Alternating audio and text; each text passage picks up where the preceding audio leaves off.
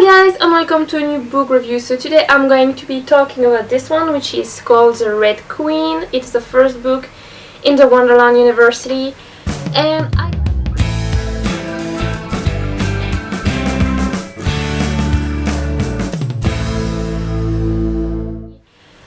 I got it as an RRC. For those of you who don't know what the RRC is, it's Advanced Reader Copy. So basically, before the book come out, some author would send ARC to people for review, or they would actually put it in some like free space, like this one was on Insta free buy, and they would advertise the link to it, and you can grab it if you want. So I got it for free to like I have an author who actually sent me RC directly to my mailbox, and basically she was advertising for this book, so I decided to grab it.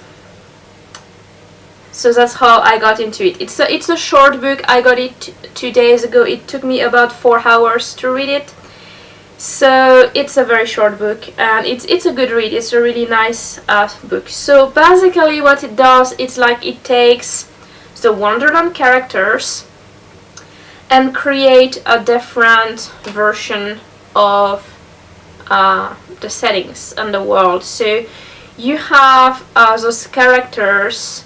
So the Red Queen is the main character in this one, and she is a student at the university in Wonderland. Of course, you have the Cheshire Cat and Alice and the Mad Hatter and some other friends that I don't think are part of Wonderland, like in the classical way of Wonderland, like in Alice in Wonderland. So you have all those characters, and it's on the point of view of the Red Queen, and basically what she is going to think about Alice and what happens to her when Alice arrives in Wonderland from the human world, basically. So it was a very funny and interesting read.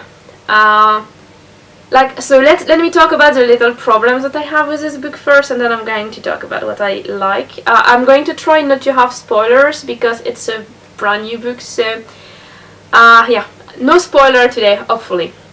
So basically my problem with this book is that there are some inconsistency.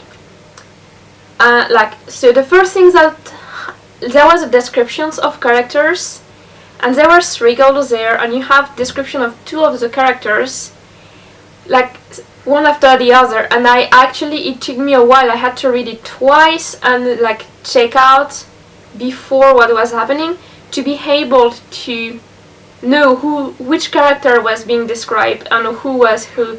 So that's a little problem that I had at the beginning of this book. Then there are some inconsistency, like things happen, like especially once, like something happened, and then you have a small one-line flashback sometime later about that thing, but in a different way. So like something happens, and you see a flashback of something that happened before, except that if what's happened the first time happens, the second thing probably didn't happen. Then you have a third a third part, which is a new flashback, so a second flashback that reinforces the first flashback, and so that the thing that happened at the beginning couldn't actually exist. And then you have the way things are handled that totally erase everything.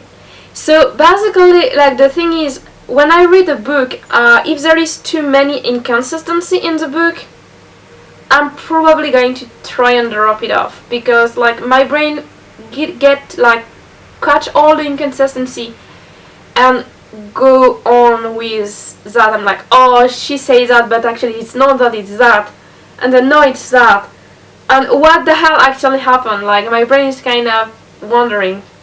And then the thing is, in this book, so this book was short, so that's why I actually decided to stick with it, despite the small inconsistency here and there.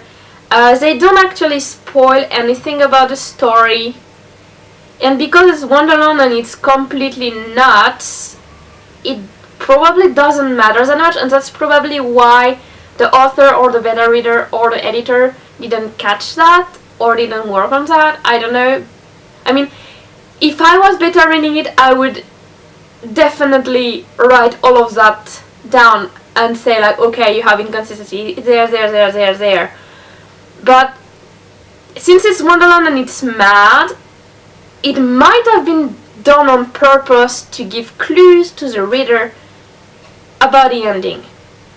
So I think to make sure about that, I would have to read the book again. But it might be that what I consider inconsistency are actual clues for the big ending. So it was, but when I was reading it, like if I was reading it, if it was a big book that I need like 20 hours to read, and I have those inconsistency coming on constantly, I would probably have got a lot pissed off.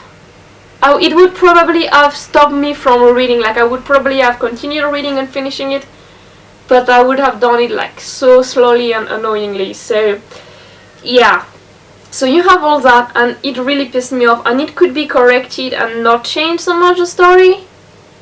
So yeah, but because it's Wonderland, it probably doesn't actually matter, and it can be clues, and I'm just like considering that possibility.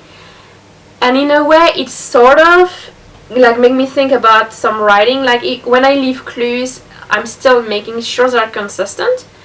If you wonder what clues are, if you're reading Throne of Glass and you have read like the Assassin Blade and book number 5, I don't remember which one which is called book number 5. Like it's the one before Tower of Dawn. Assassin Blade was clues, and then you're about book number 5 and it's like mind-blowing, what the hell, because you thought you have those things that happened so long time ago that have an influence into now. That's what I call clues. So it could be that those inconsistencies that bother me so much are actual clues for the beginning ending of this book. Not of the series, but just of this book. So yeah, that's what bothered me the most. Like some little way of describing things, way of introducing characters that bother me, but that's probably just me, like my personal preferences. And those things, inconsistent. I call them inconsistency, might be just clues anyway. So that's the part that annoyed me. But the part that I really like is that you have all those characters that actually sort of behave like what they are doing in Alice in Wonderland, but at the same time not. And it's like a transformed reality of Wonderland. And you have sort of the same things that happen in Wonderland, but different. And I have seen like a lot of take on Alice in Wonderland. We all have seen the movies and the animations, and like I have a lot of Alice in Wonderland doll. I kind of like Alice in Wonderland. And this is like the first time that we have a sort of more grown-up vision, because it's university, right? And like the Red Queen is about to graduate. So the thing is, you have this more grown-up version of Alice in Wonderland, while at the same time keeping the magic and the craziness of it, and it's just so refreshing. And it's a really cool book, and the interaction between the characters were brilliant. Some of like one little part, like the change in friendship, was a little bit like difficult, I guess, for me to accept, because it was so sudden. If it had involved a little bit more magic, it would have been easier to handle, I guess, for me. But when you read all that and then you arrive to the conclusion of all the thing, and that is the ending of the weekend, like no fucking way, you're like, you are basically so much into what the character is doing that when you arrive at the end, you have the exact same sort of reaction that she has. And it was just so exhilarating. It was really cool. I just read it like in one day, like I was reading it and I had to stop to watch something, like a class that I'm taking, and so I stopped that, and after it was finished, I had to go to bed, and I was like, no, I can't, I have to finish this book before I sleep, and I just, like, I had like half of it left, and I just, okay, let me read, so I just was reading it. It's just so good, it's really nice. The one other point that I don't like is because it's so short. I wish it was like well longer. We could have a lot more happening. We could have more developed relationship between the characters. It could have been like well longer, and I wish it was bigger. I wish it was like a normal size, like maybe triple of the size it is at the moment. That would have been awesome, especially because of the setting of the university. It would have been nice to have like a better understanding of the landscape, and it would have also been better to have a better understanding of the classes and why they're having some classes and why they have some like tutoring and stuff. That would have been like a lot of things could have been developed a lot more. So if it had been like a bigger book, I think I would have enjoyed it a lot better, minus the little things that annoyed me at the beginning, like the inconsistency. If you remove the inconsistency and make it like 3 times longer, I would still read it. So yeah, it was a lot of fun, and the cover is pretty good. It's a beautiful cover too. So yeah, and like there is also a lot of magic in it.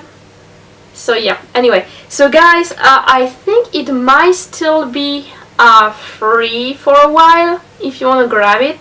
So if you want it, just comment in the comment section below, and I'll give you a link and tell you how to actually get it, because you need like a password.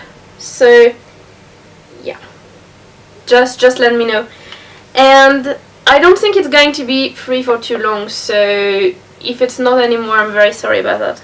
But anyway, it was a fun read, and it's Alice in Wonderland, right? So it's always fun, and everybody's mad here, and yoo-hoo! So anyway guys, I hope you enjoyed this video. Don't forget to give me your comments, and to subscribe, and to give me a thumb up. And see you next time for something else. Have fun whatever you read. Bye!